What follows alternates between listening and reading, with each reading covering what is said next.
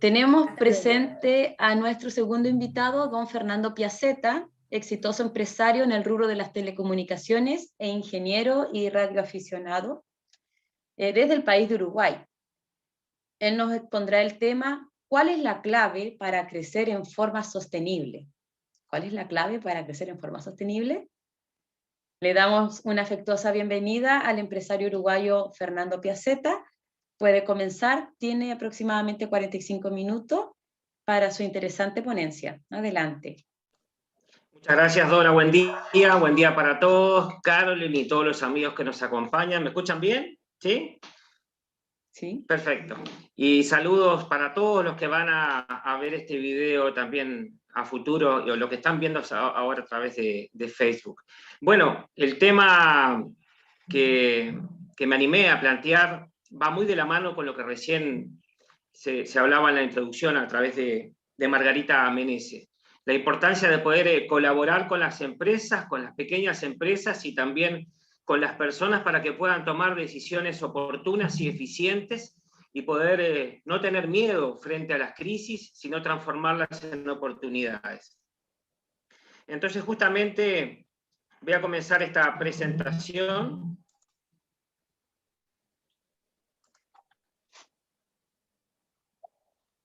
A ver si se ve por ahí, ¿bien? ¿Sí?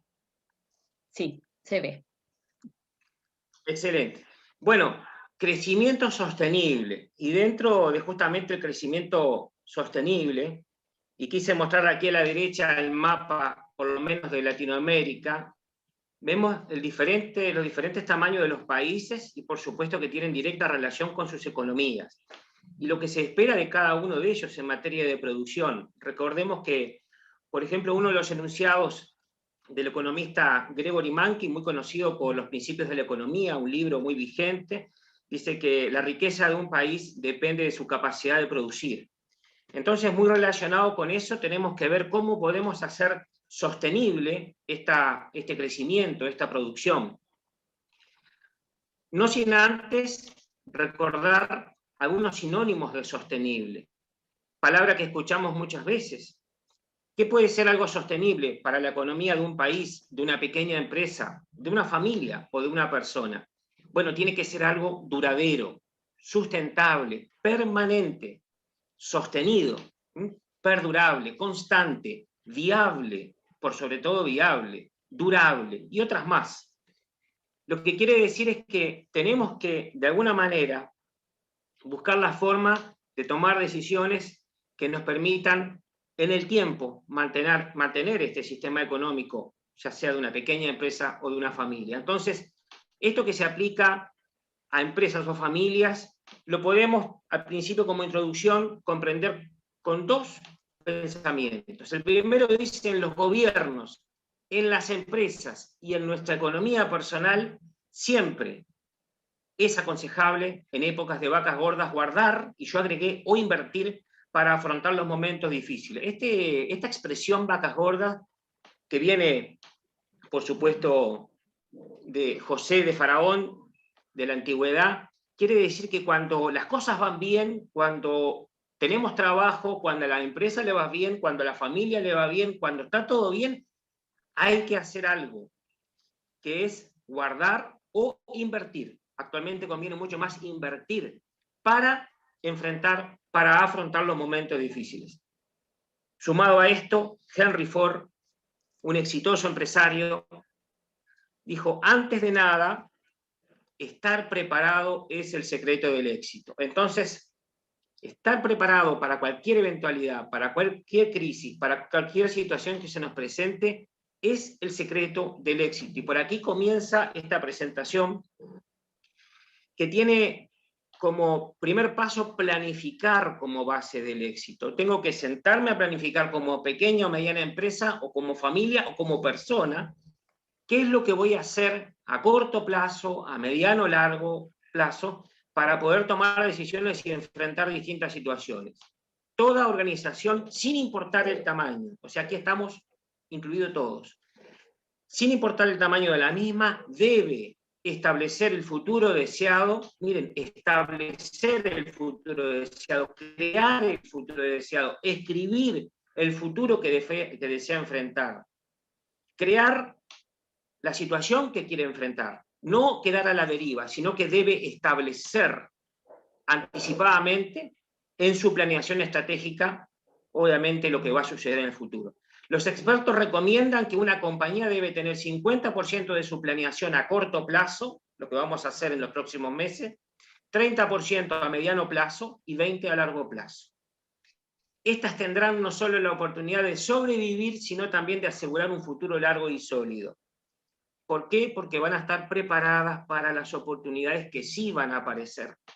Porque cualquier exitosa persona, empresario, le va a decir que los momentos de crecer más, los momentos de mayor prosperidad son justamente los de las crisis, porque nadie está preparado y los muy pocos que hacen caso a esta planificación son los que están listos, los que tienen un plan para poder actuar.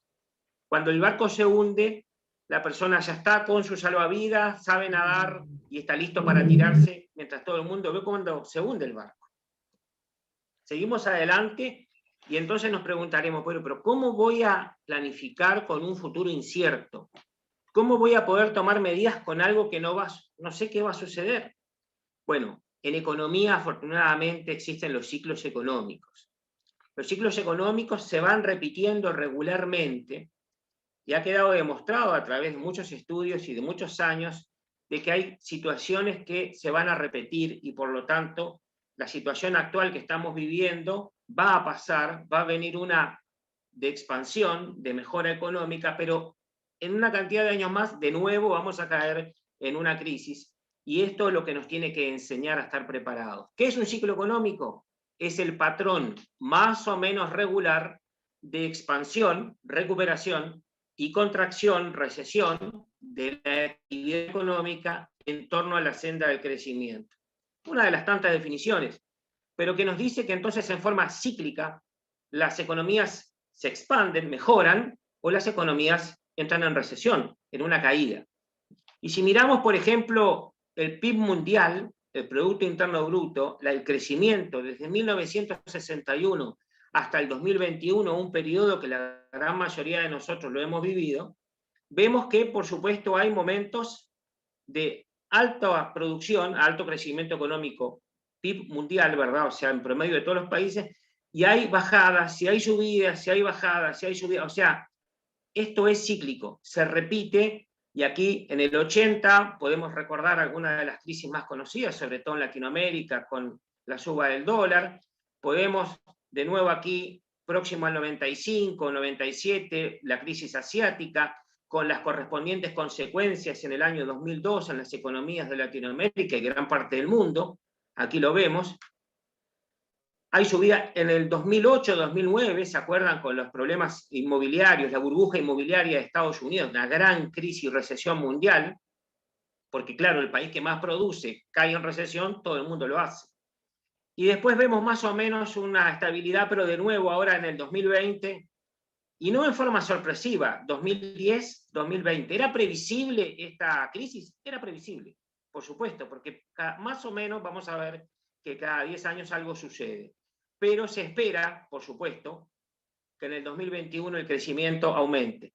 Quise aquí agregar a la derecha lo que ha sido la evolución de la producción a nivel mundial desde el año 1, miren, año 1 hasta más o menos ahora. Es decir, quiere decir que el desarrollo económico, la producción, la riqueza de los países y por lo tanto la mejor calidad de las personas, viene a nacer después de la revolución industrial. Por lo tanto, antes de eso, lo que se conocía era el feudalismo, ¿sí?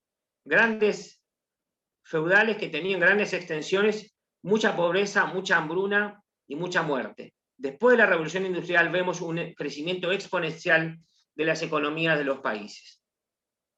Los ciclos económicos más o menos se pueden dividir en cortos, medios y largos. Cortos, estos que aparecen señalados como de 40 meses, ciclos pequeños de Kitchen, miren, son directamente relacionados con las empresas. Las empresas ven que hay un aumento en la economía y desfasados, tardíamente, unos meses después dicen, bueno, parece que la cosa va mejorando, comienzan a invertir, comienzan a producir más, y ellos cuando llegan prácticamente, llegan medio tarde y después tratan de frenar un poco y también frenan un poco tarde. Entonces como que las empresas van desfasadas un poco porque tienen que esperar a tener evidencias para tomar este tipo de decisiones. Los que más conocemos, que hemos visto en la gráfica, son los medios, también conocidos como ciclo de juglar, 7 a 11 años, 15 a 17 dicen otros, pero dice, son una serie de ciclos cortos que no llegan a superarse completamente y que acaban desembocando en una crisis económica. Estos son los que vamos a ver más comúnmente. Y después los ciclos de Kondratiev, que él establece que también a través de un estudio hay ciclos mucho más amplios, de 47 a 60 años, con un promedio de 54 años, que son muy leves de crecimiento, muy leves también en su decrecimiento. En resumen, podemos predecir, la economía puede decir que hay ciclos económicos y estos ciclos tienen puntos altos de la economía y puntos de crisis y podemos prepararnos para ello. Básicamente que podríamos conocer un poco del futuro si tenemos presente estos plazos. Bueno, ¿cómo saber en qué fase del ciclo nos encontramos? Esa es una pregunta interesante. ¿Estamos abajo, arriba? ¿En qué me tengo que fijar? ¿Tendré que mirar al país de al lado, al vecino, la cuenta en el banco, el sueldo, el plato de comida que tengo? ¿Qué es lo que tengo que mirar? Bueno, los ciclos económicos son medidos principalmente en niveles de actividad económica.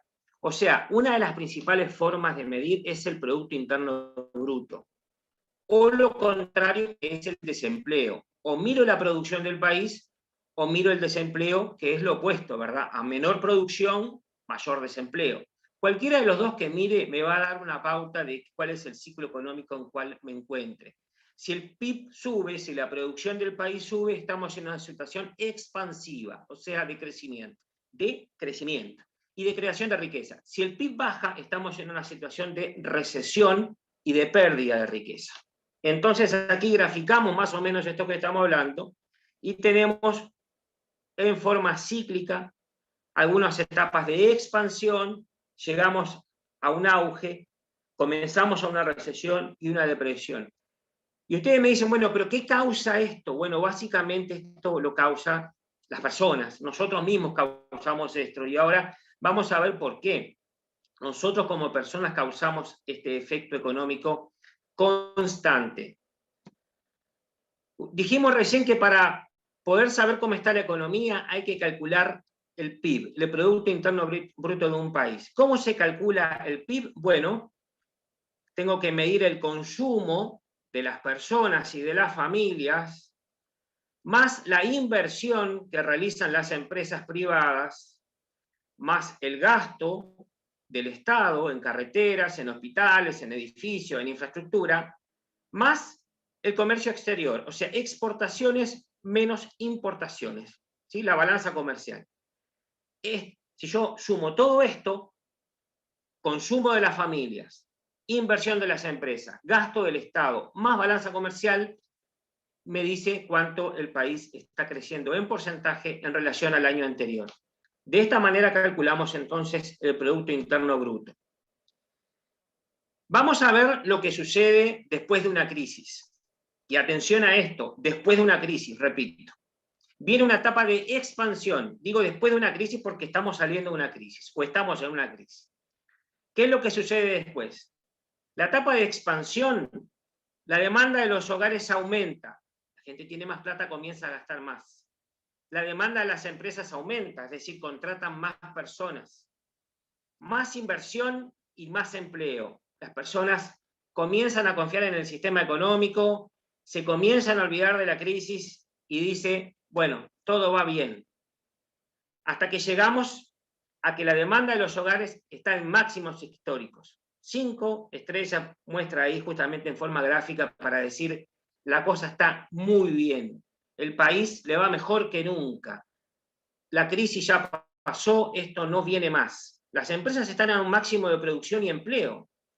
Y las personas felices compran casas, compran autos, tienen salarios altos, y la verdad que se terminó todo lo malo y nunca más va a volver. Pero ¿qué sucede? ¿Qué sucede cuando las personas tienen mucho dinero para gastar? Sucede algo terrible. Los precios aumentan, ¿sí? Como la demanda es grande, los precios suben, y suben inclusive más de lo que las personas pueden pagar. Las personas, para mantener el nivel de vida, se endeudan. Y las empresas dicen, por fin llegó la época de las vacas gordas, esto no se termina más, abren sucursales inclusive innecesarias para satisfacer la demanda.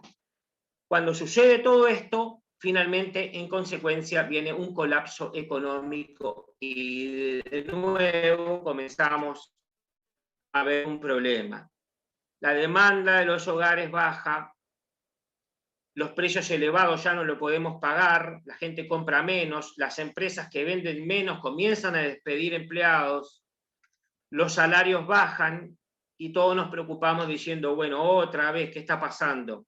¿Es culpa del gobierno? ¿Será culpa de las empresas? ¿Será culpa de quién? Pero de nuevo estamos, y bueno, en este plan pasaron 10 años más o menos, ¿no? Según lo que hemos visto. Entonces caemos en recesión, que es la etapa que estamos ahora viviendo, prácticamente saliendo de ella, donde la demanda de los hogares son mínimos, la demanda de las empresas es nula, nadie contrata trabajo, nadie busca trabajadores en este momento, inclusive algunas empresas cierran, y el desempleo está al máximo posible. Esta es la situación que vivimos en gran parte de nuestros países. Y en muchos casos tocamos fondo, o sea, los bancos ya no le dan crédito a nadie, o no le dan a personas que no tienen garantías como una hipoteca, o sea, prácticamente no prestan dinero. El personal que trabaja es el mínimo, en una situación de crisis compleja, el personal que trabaja capaz que sea los empleados públicos, nada más, eso sería un caso muy extremo, pero muchas empresas quiebran, o las que tenían que quebrar quiebran, las que no tenían un plan quiebra. ¿Sí? Entonces, por fin, venimos a la etapa de recuperación, que quizás estamos el 9 de febrero del año 2021, la demanda de los hogares comienza a subir levemente. Esto es lo que va a pasar este año. Comienza a subir levemente. Hay una recuperación de las empresas, comienzan a tomar trabajadores y las personas comienzan a gastar. Entonces, de esa manera, todo comienza de nuevo. Todo comienza de nuevo. Comenzamos a gastar más de lo necesario, comenzamos a generar una situación futura de crisis, y eso es lo que no tiene que suceder. Bueno, ¿en qué etapa estábamos en el 2020? Estamos claramente en una desaceleración, recesión, ¿sí? ¿Por qué? Porque las aerolíneas dejaron de funcionar, los cruceros también, los locales cerrados, muchas empresas cerradas con muchos desempleados, y ese es el ciclo 2020 que todos hemos vivido de alguna u otra manera. Bien, ¿qué tenemos que hacer entonces en los ciclos económicos? Las empresas, las personas, las familias, ¿qué tenemos que hacer?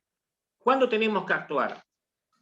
En desaceleración y recesión, que es lo que hemos vivido en 2020, probablemente algo del 2021, tenemos que ser cautelosos con las deudas. Evitar créditos a largo plazo porque no sabemos qué va a pasar a futuro. Cuidar el empleo, inclusive no andar cambiando de empleo. Cuidar el empleo, mantener y tratar de generar dinero extra, que es lo que ha hecho muchísima gente, que le ha ayudado a salir adelante en emprendimientos de pequeñas empresas familiares, y que realmente les ha salvado prácticamente la vida, porque ha sido ahora la oportunidad de descubrir habilidades y talentos que no tenían. Cuando pase esta etapa de crisis y comience ahora la recuperación y expansión, tenemos que hacer algo. Iniciar un negocio novedoso. Si quedamos sin trabajo, bueno, buscar la manera de aprovechar las oportunidades, de descubrir nichos de mercado que no están explotados, usar toda la creatividad que muchas veces ayer hablábamos en la introducción, toda la creatividad que todo este tiempo nos dio para ver cosas distintas, menos gastos y más inversiones. Aprendimos de que hay que gastar menos, y que lo que me sobra tengo que invertirlo en algo que me permita a futuro poder enfrentar mejor la crisis. Buscar un empleo mejor remunerado, capacitarme, es una muy buena etapa para estudiar algo y mejorar lo que ya sé, o aprender algo nuevo, o diversificar, tener activos que generan valor, invertir para que ese dinero me genere un dinero extra constante y que no dependa tanto de mi trabajo. Así entonces, y ya falta un poco para terminar, no recomendable ni para las personas ni para los países, aunque lamentablemente muchos países lo hacen. No recomendable. Las políticas económicas procíclicas, o sea, gasto más cuando gano más y gasto menos cuando gano menos, no sirve. No se puede gastar más cuando gano más. Cuando gano más, lo que tengo que hacer justamente es tratar, no hacer esto. ¿Qué hace la gente cuando gana más? Dice, se gasta más de lo que entra en impuestos. Esto es lo que hacen los países. En época de abundancias económicas, lo que hace la gente es gastar más. Lo que hacen en épocas de crisis es gastar menos o gastan lo que no tienen, o se endeuda. Pero básicamente esto es lo que hay que hacer. Medidas contracíclicas, medidas anticíclicas. Esto es lo que tienen que hacer las personas y los países. Cuando gano más, reducir el gasto y ahorrar o invertir. ¿Sí? Gano más, reduzco el gasto, ahorro, busco en qué invertir. Y después, en épocas de crisis, uso el dinero ahorrado para justamente poder enfrentar estas crisis.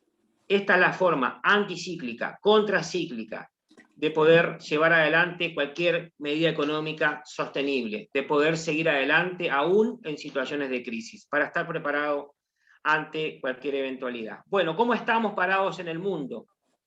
Gran parte de los países del mundo, como ven, 2020 han perdido, sus economías han caído, todo lo que está en naranja 2020, hay muchísima pérdida a nivel económico porque las empresas dejaron de producir. Nuestros países acá en el medio, sobre todo Latinoamérica, podemos ver en el caso de Chile, cayó menos 4,5% la producción, pero se espera que suba un 5,3%. Uruguay cayó un menos 3,1%, pero se espera que recupere 3,3%.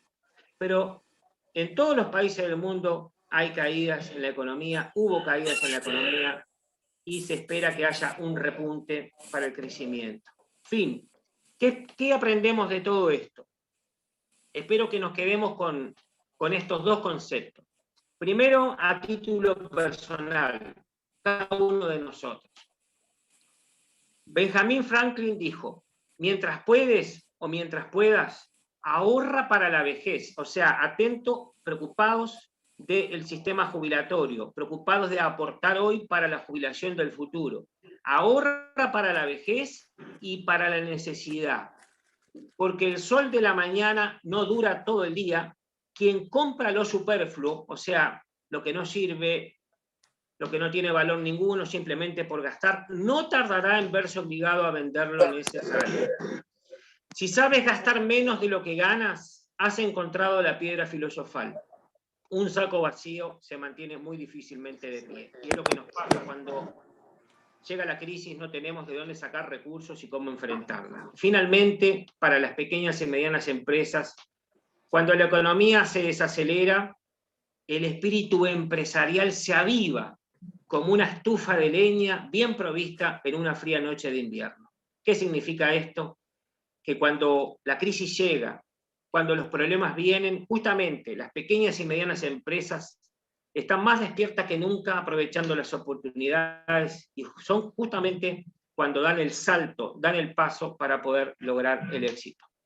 Quiero de esta manera entonces terminar la presentación invitando a todos a que puedan perderle el miedo a las crisis para que podamos saber dónde estamos y que ahora viene un mar de oportunidades, que podamos aprovecharlas y que podamos aprender de esta, justamente de esta crisis, que no va a ser la última, ni fue la primera, que si nos preparamos bien para la próxima no vamos a tener miedo y vamos a estar mucho mejor que nunca, y que esto tiene que comenzar por cada uno de nosotros. No esperemos nada que el gobierno haga milagros si nosotros no hacemos milagros, tomamos decisiones, planificamos y podemos tomar decisiones acertadas en nuestras vidas. Muchas gracias.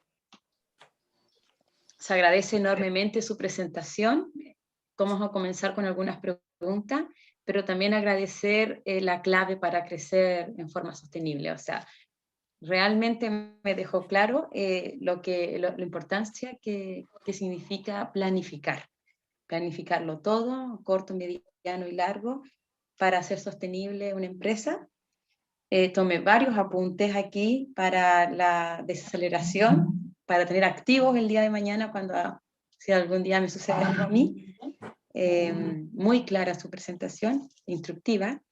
Le hacemos la pregunta: ¿qué medidas debo tomar cuando las ventas van bien y estamos en pleno crecimiento, entonces? Como para englobar.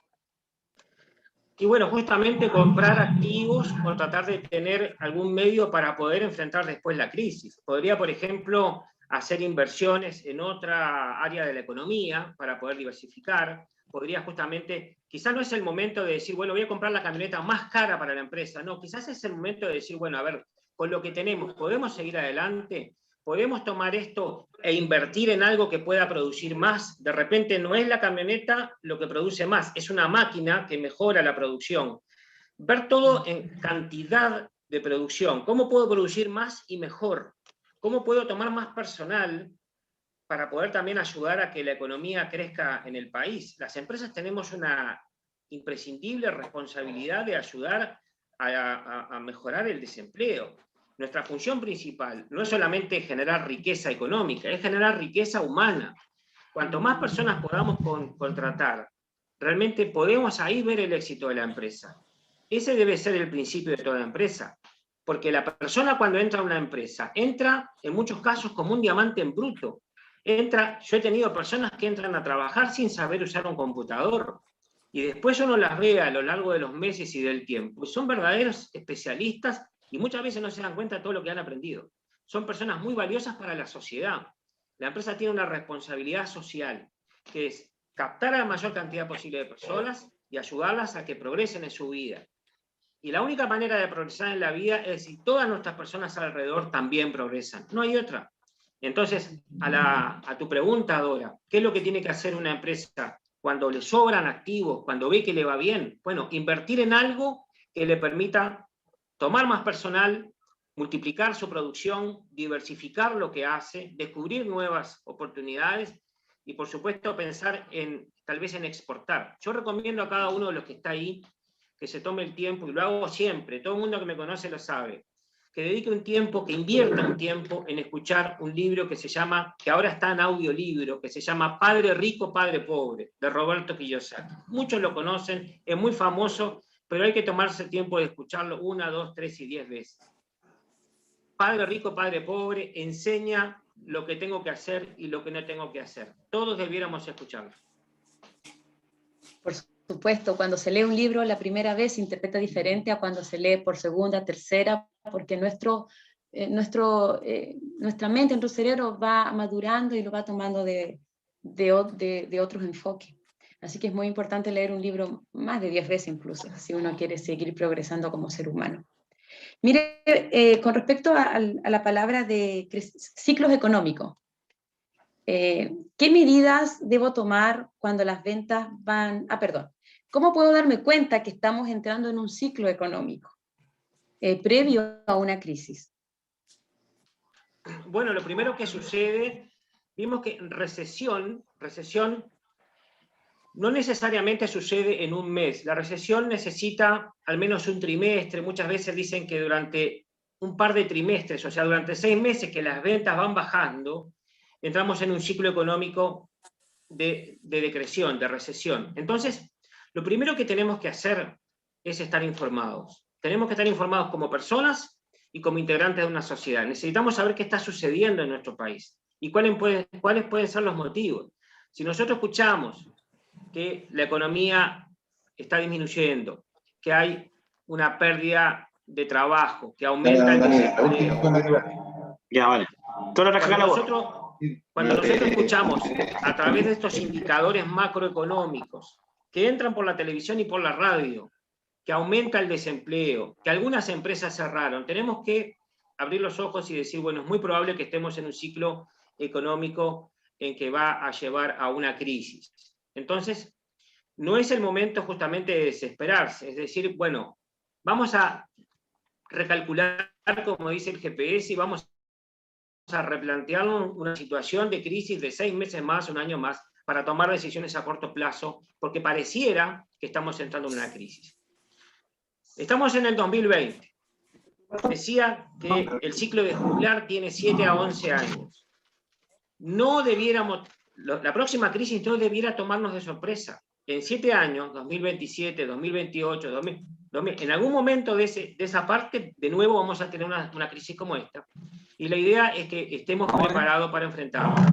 Y que de alguna manera tengamos activos que generen dinero.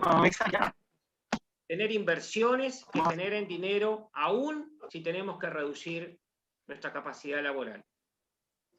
Para finalizar, una de las mayores dudas que tenemos luego de que estamos recién comenzando, cuando todavía los activos no son suficientes, ¿debo trabajar siempre con deudas para hacer crecer la empresa?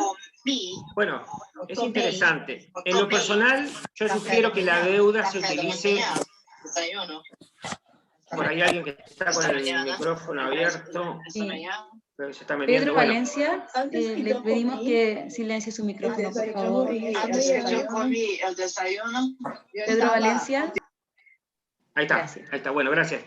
El tema de la deuda, hay empresas que trabajan con deuda todo el tiempo. A mí realmente me asusta, porque trabajan con deudas, trabajan muchas veces con deuda en dólares, en otras monedas, y son de alguna manera ellos presos, ellos y todos los trabajadores y todas las familias presos de una decisión que es complicada. No está mal tomar deuda cuando puedo planificar que las ventas a consecuencia de esas deudas, de esa inversión, van a ser suficientes para poder pagar la deuda.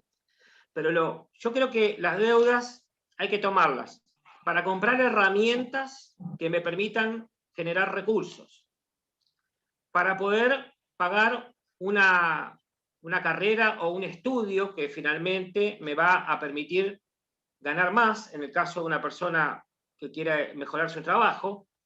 Y, por supuesto, también una deuda podría ser comprarse una casa. O sea, una persona que está alquilando y que esa plata todos los meses se le va, comprar una propiedad, comprar un bien, que en el fondo transforma un pago de alquiler en el pago de un dividendo, en el pago de una cuota mensual, también es una buena deuda. O sea, yo creo que hay deudas buenas y deudas malas. Con deudas para lo innecesario, yo tengo que preguntarme siempre si esto lo necesito o esto es indispensable. Entonces, saber controlar los gastos. Y es muy lindo ir a una tienda y comprar todo lo que nos gusta. Pero tenemos que saber controlar ese impulso de comprar. Son muy buenos, imagínense, los clientes que tenemos nosotros impulsivos son muy buenos porque vienen y compran todo. Pero nosotros que estamos acá en una capacitación de que no queremos enfrentar crisis, la deuda es buena cuando ese dinero me va a permitir ganar más dinero. Dijimos, para comprar una herramienta, una maquinaria, que también un vehículo puede ser una herramienta y una maquinaria, para pagar una carrera o un curso, o especializarme en algo, o hacer un cursito que me va a permitir ganar dinero, o para sustituir un alquiler por un bien que me va a crear una estabilidad, una tranquilidad, porque voy a tener un techo. Así que yo creo que en esos casos se justifica en nosotros con muchísima precaución, siempre y cuando tengamos claro que la vamos a poder pagar. Muchas gracias por su valioso tiempo y compartir sus estrategias con nosotros. ¿Alguien del público queda en disposición de hablar o agradecer?